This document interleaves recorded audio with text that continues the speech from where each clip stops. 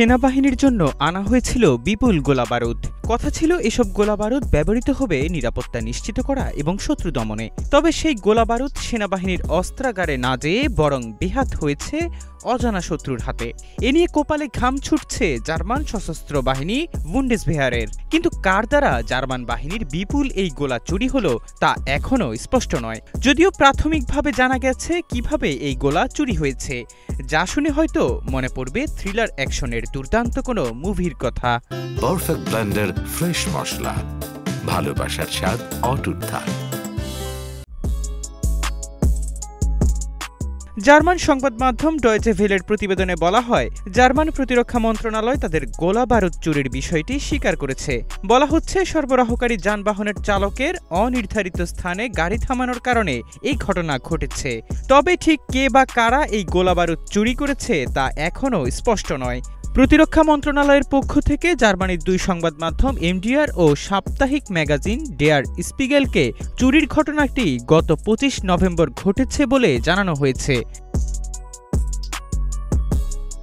German সংবাদ মাধ্যমের খবর অনুযায়ী একটি বেসামরিক মালিকানাধীন ট্রাক সেদিন গুলি বহন করছিল। রাত হওয়ায় স্যাক্সনি আনহাল্টের বার্গ শহরে একটি হোটেলের পার্কিংয়ে ট্রাক থামান চালক। পরের দিন ট্রাক ব্যারাকে পৌঁছানোর পর বেশ কিছু গুলি উধাও হয়ে যাওয়ার বিষয়টি ধরা পড়ে। তালিকার সঙ্গে মিলিয়ে দেখা যায়, পিস্তলের প্রায় ১০,০০০টি তাজা গুলি ও প্রশিক্ষণের কাজে ব্যবহৃত অ্যাসল্ট রাইফেলের ৯,৯০০ গুলি ট্রাকে নেই। গুলি চুরির পর এই ঘটনার দায় ট্রাক ড্রাইভারের উপর চাপিয়েছে জার্মান প্রতিরক্ষা মন্ত্রণালয়। কর্তৃপক্ষ জানায়, নিজের সিদ্ধান্তেই অপরিকল্পিত স্থানে গাড়ি থামিয়েছিলেন চালক। মন্ত্রণালয় এবং সরবরাহকারী কোম্পানিগুলোর মধ্যে চুক্তি অনুসারে সামরিক বাহিনীর জন্য সরবরাহ করা অস্ত্র এবং অন্যান্য সরঞ্জাম সুরক্ষিত আছে কিনা তা নিশ্চিত করার বাধ্যবাধকতা রয়েছে। এই কারণে সাধারণত দুজন চালক থাকেন, যাতে কোনো স্থানে থামানোর পর গাড়ির উপর নজর রাখা যায়। এই ঘটনার পরপরই স্থানীয় পুলিশের সাহায্যে তদন্ত শুরু করেছে বুন্ডেসভেয়ার। সামরিক বাহিনী মনে করছে এটা কোনো সাধারণ চুরির ঘটনা নয়, বরং যারা এই পরিকল্পনা করেছে তারা শুরু থেকেই গোলাবারুদ বহনকারী ট্রাকের উপর নজর রাখছিল।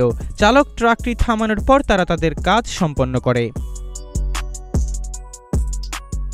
স্যাক্সনি আনহাল্টে গোলাবারুদ হারিয়ে যাওয়ার বেশ কয়েকটি ঘটনা ঘটেছে। গত কয়েক মাসে বার্নবার্গ এবং আইসলেবেনে শহরে পুলিশের গোলাবারুদ হারিয়ে গেছে।